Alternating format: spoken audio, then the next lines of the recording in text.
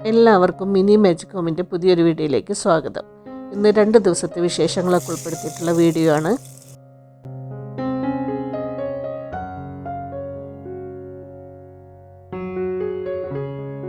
രാവിലെ ബ്രേക്ക്ഫാസ്റ്റിനായിട്ട് ഉഴുന്നുദോശയും ചട്നിയും തയ്യാറാക്കാമെന്നാണ് കരുതിയിട്ടുള്ളത്. അപ്പോൾ ഞാൻ വൈകുന്നേരത്തെ ഒരു 5 മണിയോട് കൂടിയിട്ട് വന്നിട്ട് കുറച്ച് പച്ചരി ഉഴുന്നൊക്കെ വെള്ളത്തിലിടാമെന്ന് കരുതിയിട്ട് വന്നതാണ് കിച്ചണിലേക്ക്. 2 കപ്പ് പച്ചരിയും ഒരു 3/4 കപ്പ് ഉഴുന്നും ഒരു ടീസ്പൂൺ ഉലുവയും ചേർത്തിട്ട് നന്നായിട്ട് കുതിർക്കാനായിട്ട് വെക്കുന്നുണ്ട്. നന്നായിട്ട് കഴുകിയെടുത്തതിന് ശേഷം കുതിർക്കാനായിട്ട് വെക്കുകയാണ്. ഇത് കഴിഞ്ഞിട്ട് വേണം ഞങ്ങൾക്ക് ഷോപ്പിലൊന്ന് പോകാൻ, കുറച്ച് വെജിറ്റബിൾസും ഒക്കെ വാങ്ങിക്കാനായിട്ടുണ്ട്. അപ്പോൾ ഇത് കുതിർത്ത് വെച്ച് കഴിഞ്ഞാൽ ഷോപ്പിങ്ങൊക്കെ കഴിഞ്ഞ് വന്നാൽ നമുക്കത് അരച്ച് വെക്കാമല്ലോ പിറ്റേന്നൊക്കെയുള്ള ദോശയ്ക്ക് വേണ്ടിയിട്ട്. അപ്പോൾ നന്നായിട്ട് കഴുകിയതിന് ശേഷം ഇത് നമ്മൾ അടച്ച് വെക്കുകയാണ് കേട്ടോ. കുതിർന്നതിന് ശേഷം നമുക്ക് അരച്ചെടുക്കാം. അപ്പോൾ അതാ ഞങ്ങൾ ഷോപ്പിങ്ങിനായിട്ട് വന്നിട്ടുള്ളതാണ്. ഫുജറയിലുള്ള സൂപ്പർ മാർക്കറ്റിലേക്കാണ് വന്നിട്ടുള്ളത്. അപ്പോൾ കുറച്ച് വെജിറ്റബിൾസും ഒക്കെ വാങ്ങിക്കാനുണ്ട്, ഫ്രൂട്ട്സും വെജിറ്റബിൾസൊക്കെ വാങ്ങിക്കാനുണ്ട്. അപ്പോൾ അതിനായിട്ട് ഇങ്ങനെ ഇറങ്ങിയതാണ്. അപ്പോൾ ഒരു വീഡിയോ എടുത്തതാണ്. അപ്പോൾ ഇങ്ങനെയുള്ള വീഡിയോസൊക്കെ കാണാനായിട്ട് ഒരുപാട് ഇഷ്ടമാണെന്നുള്ളതൊക്കെ 1-2 പേര് എന്നോട് പറഞ്ഞിട്ടുണ്ടായിരുന്നു. കുറച്ച് പേരൊക്കെ എന്നോട് പറഞ്ഞിരുന്നു. അപ്പോൾ അങ്ങനെ എടുത്തതാണ് കേട്ടോ വീഡിയോ. പിന്നെ എനിക്ക് കൂടുതൽ ഇഷ്ടമുള്ളത് ഈ ഒരു ഭാഗത്ത് ഇങ്ങനെ നിന്ന് കറങ്ങാനാണ് കേട്ടോ. ഞാൻ വെറുതെ എങ്കിലും ഇങ്ങനെ പാത്രങ്ങൾ അങ്ങനെ വാങ്ങിക്കണം എന്നൊന്നുമില്ല എനിക്ക്, പക്ഷേ അതൊക്കെ കാണാനായിട്ട് ഭയങ്കര ഇഷ്ടമാണ്. അപ്പോൾ ഞാനതൊക്കെ ഇങ്ങനെ നോക്കി അതിൻ്റെ വിലയൊക്കെ നോക്കിയിരിക്കും. ഇതാണ് കാന്താരി മുളക്. നല്ല വിലയാണ് കേട്ടോ കാന്താരി മുളകിന് ഇവിടെ. ഞങ്ങൾ നാട്ടിൽ നിന്ന് വരുമ്പോൾ കൊണ്ടുവരാറാണ്. കുറച്ച് വെജിറ്റബിൾസും ഫ്രൂട്ട്സൊക്കെ വാങ്ങിച്ചു. ഇനി ഞങ്ങൾ വീട്ടിലേക്ക് തിരിച്ചു പോവുകയാണ്. അതാ അരിയൊക്കെ കുതിർന്നിട്ടുണ്ട് കേട്ടോ. അരിയും ഉഴുന്നൊക്കെ കുതിർന്നിട്ടുണ്ട്. അപ്പോൾ ഇനി അതൊന്ന് അരച്ച് വെക്കട്ടെ. അപ്പോൾ അരച്ച് വെച്ച് കഴിഞ്ഞാൽ രാവിലേക്ക് അത് പൊങ്ങി വരുമല്ലോ.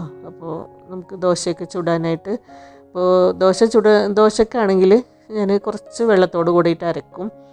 അപ്പോൾ ഞാൻ ഉഴുന്നിലേക്ക് കുറച്ച് ചോറ് ചേർക്കുന്നുണ്ട് കേട്ടോ. ഒരു 1/2 കപ്പ് ചോറാണ് എടുത്തിട്ടുള്ളത്.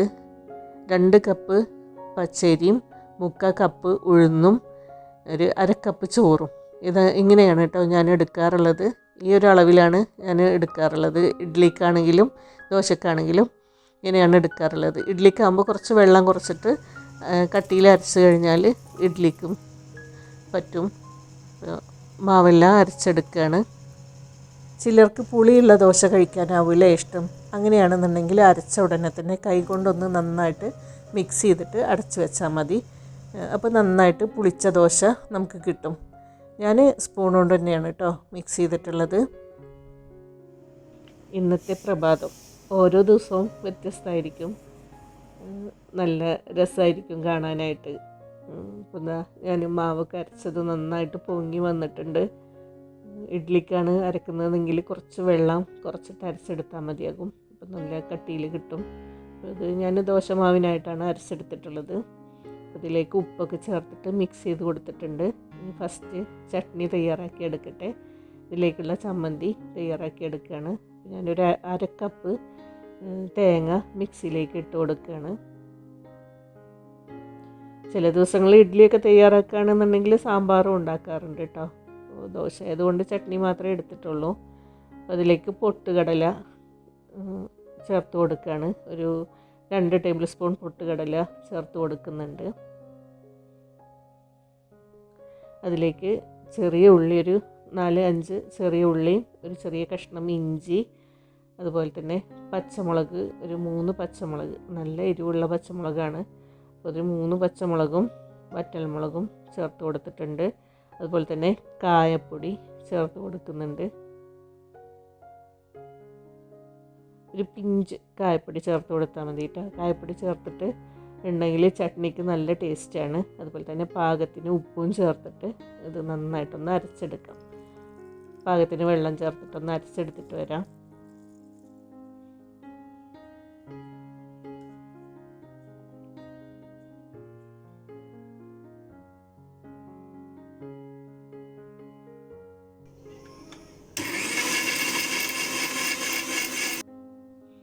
ചട്നിക്ക് ഉള്ള തേങ്ങ അരച്ചെടുത്തിട്ടുണ്ട്.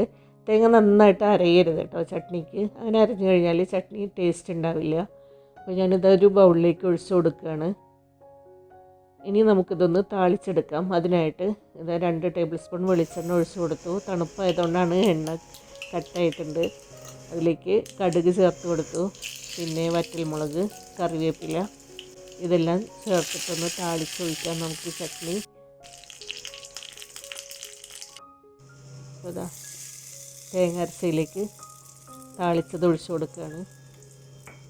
നമ്മുടെ ചട്നി തയ്യാറായിട്ടുണ്ട് കേട്ടോ. ചട്നി തയ്യാറായി കഴിഞ്ഞാൽ നമുക്ക് ആവശ്യത്തിനുള്ള ദോശ ചൂടോട് കൂടിയിട്ട് തന്നെ ചുട്ടിട്ട് ചട്നിയും കൂട്ടിയിട്ട് കഴിക്കാവുന്നതാണ്.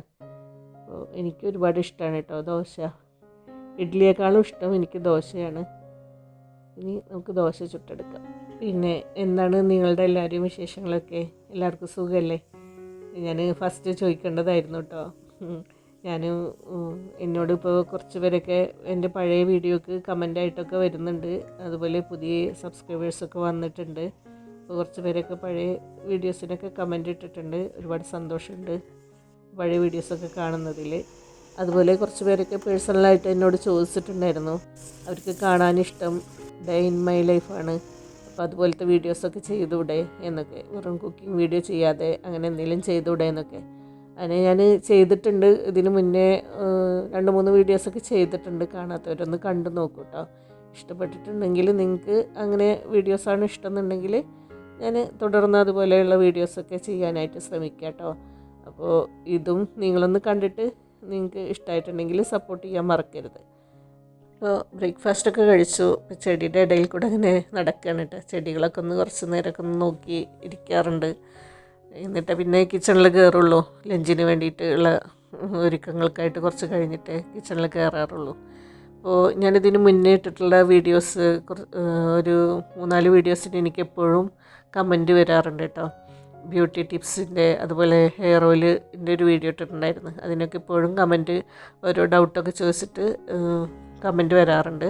അപ്പോൾ ഞാൻ ആ ഡൗട്ടിനൊക്കെ ക്ലിയർ ചെയ്തിട്ട് കൊടുക്കാറുണ്ട് കേട്ടോ. അതുപോലത്തെ വീഡിയോസൊക്കെ നിങ്ങൾക്ക് ഇഷ്ടമാണെന്നുള്ള അറിഞ്ഞതിൽ സന്തോഷമുണ്ട്. പിന്നെ കുറച്ച് പേരൊക്കെ ഇതേപോലെ ഡേ ഇൻ മൈ ലൈഫ് ചെയ്യുമെന്ന് ചോദിച്ചിട്ടുണ്ടായിരുന്നു. ഞാൻ നിങ്ങളുടെ അഭിപ്രായം മാനിച്ചിട്ട് ഇനി ഇതുപോലത്തെ വീഡിയോസൊക്കെ തുടർന്ന് ഇടാം കേട്ടോ. ഇപ്പോൾ കുറച്ചായിട്ട് ഇടയ്ക്ക് കുറച്ച് ഡിലേ വരാറുണ്ട് വീഡിയോസ് ഇടാനായിട്ട്. ഇനി തുടർന്ന് വീഡിയോസൊക്കെ ഇടാൻ ശ്രമിക്കുന്നതാണ് കേട്ടോ.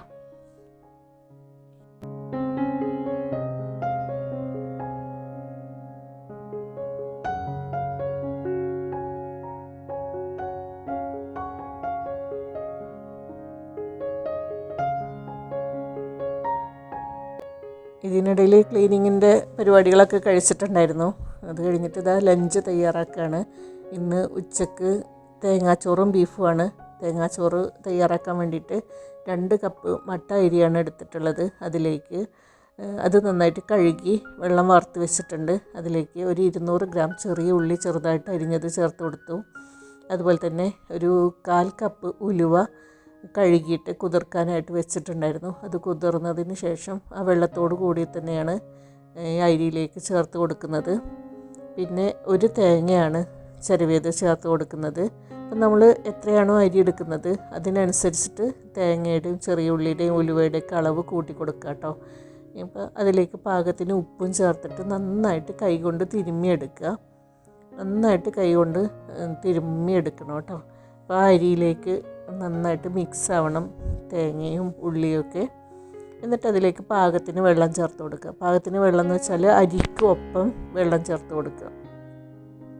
അപ്പോൾ നമ്മളൊരു വിരൽ ഇട്ട് കൊടുത്താൽ ആ വിരൽ മുങ്ങുന്ന രീതിയിൽ, വിരലിന് ഫുള്ളായിട്ട് മുങ്ങുന്ന രീതിയിൽ ആ അരിക്ക് നികക്കെ വെള്ളം ചേർത്ത് കൊടുത്തിട്ട് കുക്കർ അടച്ച് വെച്ചിട്ട് വേവിക്കാനായിട്ട് വെക്കാം. ഒരു വിസിലടിക്കാനായിട്ട് വെക്കാം കേട്ടോ. ആ സമയം കൊണ്ട് നമുക്കിതാ ബീഫ് കറിയിലേക്കുള്ള സവാളയൊക്കെ വഴറ്റിയെടുക്കുന്നുണ്ട്. ഇഞ്ചി വെളുത്തുള്ളി പേസ്റ്റ്, തക്കാളി ഇതെല്ലാം റെഡിയാക്കി വെച്ചിട്ടുണ്ട്. സവാള വഴന്നതിന് ശേഷം ഒരു 2 ടേബിൾ സ്പൂൺ ഇഞ്ചി വെളുത്തുള്ളി പേസ്റ്റ് ചേർത്ത് കൊടുത്തു. ബീഫ് കഴുകി വെള്ളം വറുക്കാനായിട്ട് വെച്ചതാണ്. സവാളയും ഇഞ്ചിയും വെളുത്തുള്ളിയൊക്കെ നന്നായിട്ട് വഴന്ന് വന്നപ്പോൾ അതിലേക്ക് 2 വലിയ തക്കാളി ചെറുതായിട്ട് അരിഞ്ഞിട്ട് അതും ചേർത്ത് കൊടുത്തിട്ടുണ്ട്. ഇനി അത് നന്നായിട്ട് വഴന്ന് വന്നു കഴിഞ്ഞാൽ നമുക്കതിലേക്ക് മസാലപ്പൊടികളെല്ലാം ചേർത്ത് കൊടുക്കാം.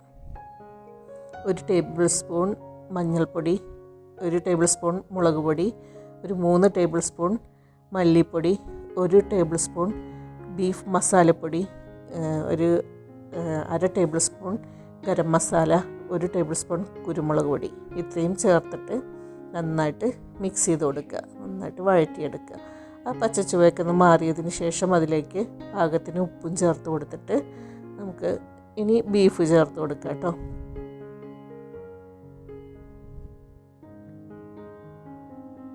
ഞാൻ 1 കിലോ ബീഫാണ് കേട്ടോ എടുത്തിട്ടുള്ളത്. അത് നന്നായിട്ട് വഴറ്റിയിട്ട് അതും വേവിക്കാനായിട്ട് വെക്കാം. ഇനി അതെല്ലാം ഒന്ന് പാകമായി വരട്ടെ. ആ സമയം കൊണ്ട് നമുക്ക് കുറച്ച് സമയം ഡൈനിങ് ഹാളിൽ വന്നിരിക്കുകയാണ് കേട്ടോ ഞാൻ. അപ്പോൾ ഇങ്ങനെ അവിടുത്തെ കാഴ്ചകളൊക്കെ കണ്ടിങ്ങനെ ഇരിക്കാൻ നല്ല രസമാണ്.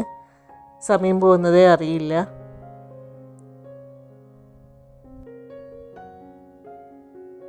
അപ്പോൾ തേങ്ങാച്ചോറ് റെഡി ആയിട്ടുണ്ട് കേട്ടോ. തേങ്ങാച്ചോറിൻ്റെ വേവ് പാകം എന്ന് പറയുന്നത് കുക്കർ വെച്ചിട്ട് 1 വിസിലടിച്ച് കഴിഞ്ഞാൽ നമ്മൾ അത് ഫ്ലെയിം ഓഫ് ചെയ്യുക, എന്നിട്ട് അങ്ങനെ വെക്കുക. എന്നിട്ട് അതിൻ്റെ ആവിയൊക്കെ പോയിട്ട് പ്രഷറൊക്കെ പോയി കഴിഞ്ഞിട്ട് നമ്മൾ തുറന്ന് നോക്കിയാൽ ചോറ് പാകത്തിന് വെന്തിട്ടുണ്ടാവും കേട്ടോ. അപ്പോൾ ആ വെള്ളം കറക്റ്റായിട്ടുണ്ടെങ്കിൽ നമുക്ക് കറക്റ്റായിട്ട് തന്നെ ചോറ് പാകമായിട്ട് കിട്ടും.